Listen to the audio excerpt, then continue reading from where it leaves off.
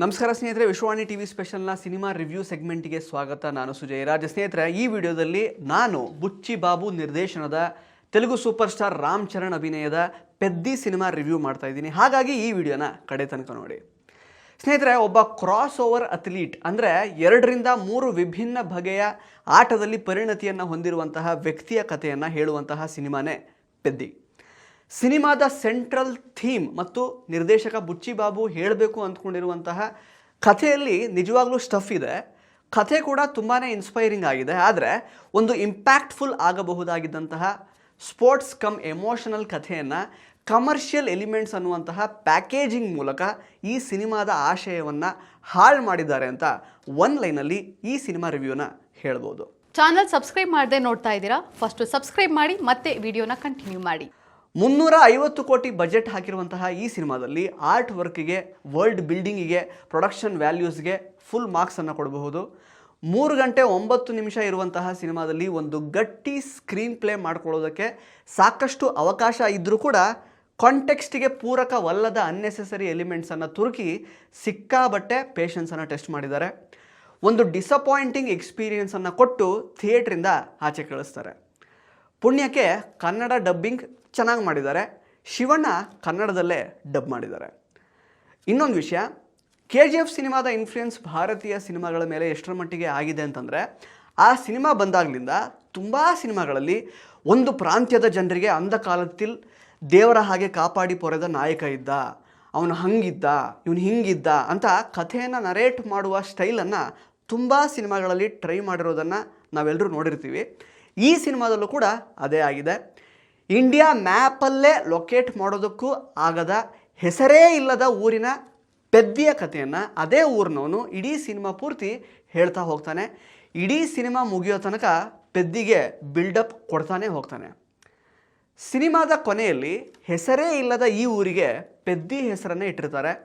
Central ಗೌರ್ಮೆಂಟಿಂದ ಈ ಊರಿನ ರೈಲ್ವೆ ಸ್ಟೇಷನ್ಗೆ ಪೆದ್ದಿ ರೈಲ್ವೆ ಸ್ಟೇಷನ್ ಅನ್ನೋ ಹೆಸರನ್ನೇ ಶಿಫಾರಸ್ ಮಾಡಿರ್ತಾರೆ. ಅದು ಯಾಕೆ ಅಂತ ನಿಮಗೆ ಗೊತ್ತಾಗಬೇಕು ಅಂತಂದರೆ ನೀವು ಈ ಸಿನಿಮಾನ ಥಿಯೇಟ್ರಲ್ಲೇ ನೋಡಬೇಕಾಗುತ್ತೆ. ಚಿತ್ರದ ಫಸ್ಟ್ ಹಾಫಲ್ಲಿ ವರ್ಲ್ಡ್ ಬಿಲ್ಡಿಂಗಿಗೆ ತುಂಬ ಟೈಮ್ ತೊಗೊಂಡಿದ್ದಾರೆ. ಫಸ್ಟ್ ಹಾಫಲ್ಲಿ ಆಲ್ಮೋಸ್ಟ್ ಪೆದ್ದಿ ಕ್ರಿಕೆಟಲ್ಲಿ ನೆಕ್ಸ್ಟ್ ಲೆವೆಲ್ ಬ್ಯಾಟ್ಸ್ಮನ್ನು ಅನ್ನೋದನ್ನು ಮತ್ತೆ ಮತ್ತೆ ಪ್ರೂವ್ ಮಾಡ್ತಾನೆ ಹೋಗ್ತಾರೆ. ಇದರ ಮಧ್ಯೆ ಊರಲ್ಲಿ ಟ್ರೈನ್ ನಿಲ್ಲಿಸಬೇಕು ಅನ್ನುವ ಜಗಪತಿ ಬಾಬು ಅವರ ಪಾತ್ರ ನಿಜವಾಗ್ಲೂ ಇಷ್ಟ ಆಗುತ್ತೆ. ಹಿಂದಿಯ ದಿವ್ಯೇಂದು ಅವರಿಗೆ ಫಸ್ಟ್ ಹಾಫಲ್ಲಿ ಸ್ವಲ್ಪ ಸ್ಕ್ರೀನ್ ಸ್ಪೇಸ್ ಸಿಕ್ಕಿದೆ, ಆದರೆ ಆ ಪಾತ್ರಕ್ಕೆ ಯಾವುದೇ ಡೆಪ್ತ್ ಅಂತ ಇಲ್ಲ. ಸೆಕೆಂಡ್ ಹಾಫಲ್ಲಿ ಆಲ್ಮೋಸ್ಟ್ ಆ ಪಾತ್ರ ತನ್ನ ಕ್ಯಾರೆಕ್ಟರ್ನೇ ಕಳ್ಕೊಂಡು ಬಿಡುತ್ತೆ. ಅದು ಬಿಟ್ಟರೆ ಕೆಲವೊಂದಷ್ಟು ಇಲ್ಲಾಜಿಕಲ್ ಫೈಟ್ಸ್ಗಳನ್ನೆಲ್ಲ ಫಸ್ಟ್ ಹಾಫಲ್ಲಿ ಇಟ್ಟಿದ್ದಾರೆ. ಆದರೆ ಈ ಇಲ್ಲಾಜಿಕಲ್ ಫೈಟ್ ಸೀಕ್ವೆನ್ಸಸ್ಗಳನ್ನು ಹೆಂಗಾದರೂ ತಡ್ಕೋಬೋದು. ತುಂಬ ಸ್ಟೈಲಿಶಾಗಿ ಮಾಡಿರ್ತಾರೆ. ಮತ್ತು ರಾಮ್ ಚರಣ್ ಈಗಾಗಲೇ ಹಳೆ ಸಿನಿಮಾಗಳನ್ನು ಮಾಡಿದ್ದಾರೆ ಇದನ್ನೆಲ್ಲ. ಆದರೆ ತಡ್ಕೊಳ್ಳೋಕ್ಕೆ ಆಗದೇ ಇರಿಟೇಟ್ ಆಗಿದ್ದು ಮಾತ್ರ ಜಾನ್ವಿ ಕಪೂರ್ ಅವರ ಪಾತ್ರ. ಅದೇನು ಡೈರೆಕ್ಟ್ರು ಕಾಸ್ಟಿಂಗ್ ಮಾಡುವಾಗ ಜಾನ್ವಿ ಅವರ ಮುಖನೇ ಬಿಟ್ಟು ಬರೀ ಫಿಗರ್ ಅಷ್ಟೇ ನೋಡಿದ್ರೇನೋ ಗೊತ್ತಿಲ್ಲ, ಸಿನಿಮಾದಲ್ಲಿ ಹೀರೋ ಕೂಡ ಅವರ ಮುಖ ಬಿಟ್ಟು ಬೇರೆದನ್ನೇ ನೋಡ್ತಾ ಇರ್ತಾನೆ. ಸಾಲದು ಅಂತ ಅವಳ ಫಿಗರ್ ನೋಡಿ ತಡ್ಕೊಳಕ್ಕಾಗ್ದೇ ಕತ್ಲೆಯಲ್ಲಿ ಸ್ಮೂಚ್ ಬೇರೆ ಕೊಡ್ತಾನೆ. ಬಿಕಾರಿ ನನ್ನ ಮಗನೇ, ಯಾಕೆ ಸ್ಮೂಚ್ ಕೊಟ್ಟೆ ಅಂತ ಹೀರೋಯಿನ್ ಕೇಳಿದ್ರೆ, ಪೆದ್ದಿಗೆ ಲವ್ ಆದರೆ ಇಷ್ಟೇ, ಸ್ಮೂಚ್ ಕೊಟ್ಟೆ ಹೇಳೋದು ಅಂತಾನೆ.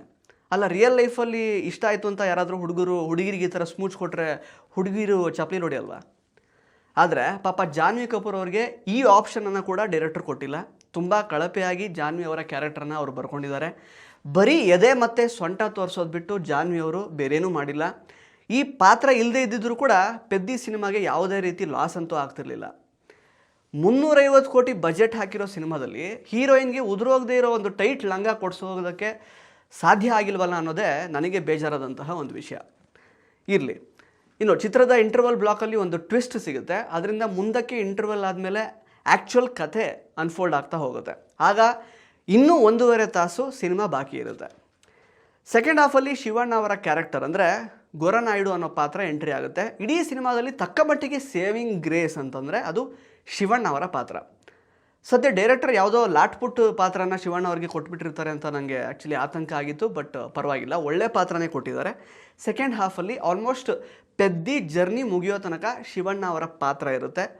ಶಿವಣ್ಣ ಕೂಡ ಈ ಪಾತ್ರಕ್ಕೆ ಇರುವಂತಹ ಒಂದು ಸ್ಕೋಪ್ಗೆ ತಕ್ಕ ಹಾಗೆ ತುಂಬ ಚೆನ್ನಾಗಿ ನಿಭಾಯಿಸಿದ್ದಾರೆ. ಹಾಗಂತ ನೆಕ್ಸ್ಟ್ ಲೆವೆಲ್ ಪಾತ್ರ ಅಂತ ನಾನು ಹೇಳ್ತಾ ಇಲ್ಲ, ಅಥವಾ ಸಿನಿಮಾಗೆ ಈ ಪಾತ್ರದಿಂದ ತುಂಬಾ ಒಳ್ಳೆಯದಾಯಿತು ಅಂತ ಹೇಳ್ತಾ ಇಲ್ಲ. Saving grace of the entire cinema.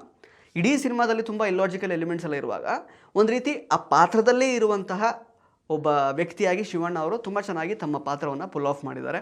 Shivanna ಮತ್ತು ರಾಮ್ ಚರಣ್ ಅವರ ಕಾಂಬಿನೇಷನ್ ಸ್ಕ್ರೀನ್ ಮೇಲೆ ತುಂಬ ಚೆನ್ನಾಗಿ ವರ್ಕ್ ಆಗಿದೆ. ಅದು ಬಿಟ್ಟರೆ ರಾಮ್ ಚರಣ್ ಅವರ ಪರ್ಫಾರ್ಮೆನ್ಸು, ಅವರ ಬಾಡಿ ಲ್ಯಾಂಗ್ವೇಜು, ಪಾತ್ರಕ್ಕಾಗಿ ಅವ್ರು ಮಾಡ್ಕೊಂಡಿರುವಂತಹ ಫಿಸಿಕಲ್ ಮತ್ತು ಮೆಂಟಲ್ ಟ್ರಾನ್ಸ್ಫಾರ್ಮೇಷನ್ಗೆ ನಿಜಕ್ಕೂ ಒಂದು ಅಪ್ರಿಸಿಯೇಷನ್ ಅಂತೂ ಬರಲೇಬೇಕು.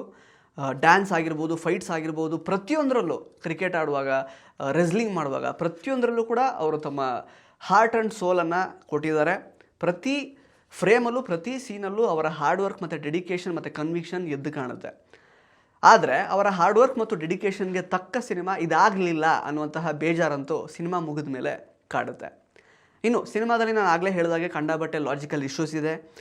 ಕುಸ್ತಿ ಅಖಾಡದಲ್ಲಿ ಇಬ್ಬಿಬ್ಬರು ಪೈಲ್ವಾಲ್ಗಳನ್ನು ಸೋಲಿಸಿ ಡೈರೆಕ್ಟ್ ನ್ಯಾಷನಲ್ ಲೆವೆಲ್ ರೆಸ್ಲಿಂಗಿಗೆ ಸೆಲೆಕ್ಟ್ ಆಗಿಬಿಡೋದು, ವೋಟರ್ ಐ ಡಿನೇ ಇರಲ್ಲ, ಆದರೂ ಕೂಡ ಒಲಿಂಪಿಕ್ಸಲ್ಲಿ ಪಾರ್ಟಿಸಿಪೇಟ್ ಮಾಡೋದಕ್ಕೆ ಅವಕಾಶ ಸಿಗುವಂಥದ್ದು, ಕಾಲು ಮುರ್ಕೊಂಡ ತಕ್ಷಣ ಪ್ಯಾರಾಲಿಂಪಿಕ್ ಕೋಟಾ ಅಡಿಯಲ್ಲಿ ಡೈರೆಕ್ಟಾಗಿ ಸೆಲೆಕ್ಟ್ ಆಗಿ ಕೊನೆಗೆ ಒಲಿಂಪಿಕ್ಕಲ್ಲಿ ಗೋಲ್ಡ್ ಮೆಡಲ್ ಕೂಡ ಗೆದ್ದುಬಿಡೋದು, ಅಮ್ಮೂರ್ ತಲ್ಲಿ ಹತ್ರ ಹೋಗ್ಬಿಡ್ತೀವಿ. ಆಮೇಲೆ ಇಷ್ಟೆಲ್ಲ ಕಷ್ಟಪಟ್ಟು ಒಲಿಂಪಿಕ್ಕಲ್ಲಿ ಗೋಲ್ಡ್ ಮೆಡಲ್ ವಿನ್ ಆಗಿ ಊರಿಗೆ ಅವನ ಹೆಸರನ್ನೇ ಇಡುವಷ್ಟು ಒಬ್ಬ ವ್ಯಕ್ತಿ ಹೆಸರುವಾಸಿ ಆಗಿದ್ರೂ ಕೂಡ ಆ ವ್ಯಕ್ತಿ ಬಗ್ಗೆ ಒಲಿಂಪಿಕ್ ಕಮಿಟಿಯಲ್ಲಿರುವಂತಹ ಆಫೀಸರ್ಗೆ ಏನೂ ಗೊತ್ತಿಲ್ಲದೆ ಇರೋದು, ಈ ಥರ ಸಾಕಷ್ಟು ಲಾಜಿಕಲ್ ಇಶ್ಯೂಸ್ ಇದೆ.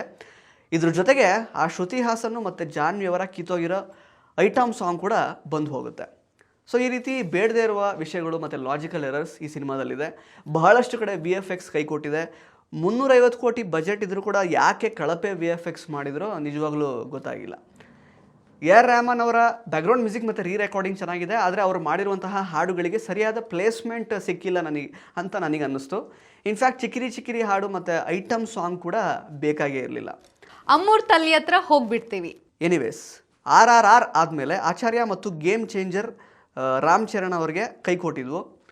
ಆ ಲಿಸ್ಟ್ಗೆ ಪೆದ್ದಿ ಕೂಡ ಈಗ ಆ್ಯಡ್ ಆಗ್ತಾ ಇದೆ ಅಂತ ಹೇಳ್ಬೋದು. ಆದರೆ ಆಚಾರ್ಯ ಮತ್ತು ಗೇಮ್ ಚೇಂಜರ್ಗಿಂತ ಪೆದ್ದಿ ಸ್ವಲ್ಪ ಓಕೆ ಅಂತ ಹೇಳ್ಬೋದು. ಇನ್ಫ್ಯಾಕ್ಟ್ ರಂಗಸ್ಥಳಂ ತರಹದ ಅದ್ಭುತವಾದ ಸಿನಿಮಾ ಮಾಡಿದಂತಹ ನಿರ್ದೇಶಕ ಸುಕುಮಾರ್ ಅವರ ಶಿಷ್ಯ ಬುಚ್ಚಿ ಬಾಬುಗೆ ಸಿನಿಮಾ ಮೇಕಿಂಗ್ ಗೊತ್ತಿದೆ. ತುಂಬ ಚೆನ್ನಾಗಿ ಗ್ರ್ಯಾಂಡ್ಯೂರನ್ನು ಮತ್ತು ವಿಜುವಲ್ಸನ್ನು ಕಟ್ಕೊಡೋದು ಅವ್ರಿಗೆ ಗೊತ್ತಿದೆ. ಅದ್ರ ಜೊತೆಗೆ ರಾಮ್ ಚರಣ್ರಂತಹ ಹಾರ್ಡ್ ವರ್ಕಿಂಗ್ ಸೂಪರ್ ಸ್ಟಾರ್ ಕೂಡ ಅವ್ರಿಗೆ ಕೈಗೆ ಸಿಕ್ಕಿದ್ದಾರೆ. ಆದರೆ ಒಂದು ಕ್ಯಾಪ್ಟಿವೇಟಿಂಗ್ ಸಿನಿಮಾ ಮಾಡೋದರಲ್ಲಿ ಅವರು ಎಡವಿದ್ದಾರೆ. ಸ್ಕ್ರೀನ್ ಪ್ಲೇ ವಿಷಯದಲ್ಲಿ ತುಂಬ ಹಿಂದೆ ಬಿದ್ದಿದ್ದಾರೆ. ಇಷ್ಟೆಲ್ಲ ಇದ್ದರೂ ತೆಲುಗು ಸಿನಿಮಾದಲ್ಲಿ ಲಾಜಿಕ್ ಎಲ್ಲ ಹುಡ್ಕೋಕ್ಕಾಗಲ್ಲ. ಮತ್ತು 3 ಗಂಟೆ 9 ನಿಮಿಷ ಟೈಮ್ ಕೊಡುವಷ್ಟು ನೀವು ಫ್ರೀ ಇದ್ದೀರಾ ಅಂತಾದರೆ ದಯವಿಟ್ಟು ಈ ಸಿನಿಮಾನ ನೋಡಿ. ಧನ್ಯವಾದಗಳು. ಸ್ನೇಹಿತರೆ ನಮಸ್ತೆ. ಮಾತೃಭೂಮಿ ಸೇವಾ ಫೌಂಡೇಶನ್ ಸತತವಾಗಿ 15 ವರ್ಷಗಳಿಂದ ಸಾಮಾಜಿಕ ಕೆಲಸಗಳನ್ನ ಮಾಡ್ಕೊಂಡು ಬಂದಿದೆ. ನಮ್ಮಲ್ಲಿ ಅನಾಥ ಮಕ್ಕಳು ಮತ್ತೆ ಸೌಲಭ್ಯವಂಚಿತ ಮಕ್ಕಳಿಗೋಸ್ಕರ ವಿದ್ಯಾಭ್ಯಾಸ, ಊಟ, ವಸತಿ ಇನ್ನಿತರ ವಿಚಾರಗಳಲ್ಲಿ ಸಪೋರ್ಟ್ ಮಾಡ್ತಾ ಬರ್ತಿದ್ವಿ. ನಮ್ಮಲ್ಲಿ ಓದಂತಹ ಮಕ್ಕಳು ಇಂಜಿನಿಯರಿಂಗ್ 1 ಜನ, MBBS ಒಬ್ಬರು, LLB 3 ಜನ ಮಾಡಿ ಅವ್ರ ಜೀವನವನ್ನು ರೂಪಿಸ್ಕೊಂಡಿದ್ದಾರೆ. ಇನ್ನು ಈ ರೀತಿ ಇರುವಂತಹ ಅವಶ್ಯಕ ಇರುವಂತಹ ಮಕ್ಕಳಿಗೋಸ್ಕರ ಈಗ ಕೆಲವೇ ದಿನಗಳಲ್ಲಿ ನಾವು ಒಂದು ಬಿಲ್ಡಿಂಗ್ ನ ಲೋಕಾರ್ಪಣೆ ಮಾಡ್ತಿದ್ದೀವಿ. ಈ ಒಂದು ಉನ್ನತವಾದಂತಹ ಕೆಲಸಕ್ಕೆ ಯಾರಾದ್ರೂ ಕೈ ಜೋಡಿಸಬೇಕು ಅಂತ ಮನಸ್ಸಿದ್ವಿ. ಕೆಳಗಡೆ ಕಾಣ್ತಿರುವಂತಹ ನಂಬರ್ಗೆ ಸಂಪರ್ಕಿಸಿ. ಇಂಟ್ರೆಸ್ಟಿಂಗ್ ಮತ್ತು ಇನ್ಫಾರ್ಮೇಟಿವ್ ವಿಡಿಯೋಗಳನ್ನ ಮಿಸ್ ಮಾಡ್ಕೋಬೇಡಿ. ಈಗಲೇ ಸಬ್ಸ್ಕ್ರೈಬ್ ಮಾಡಿ.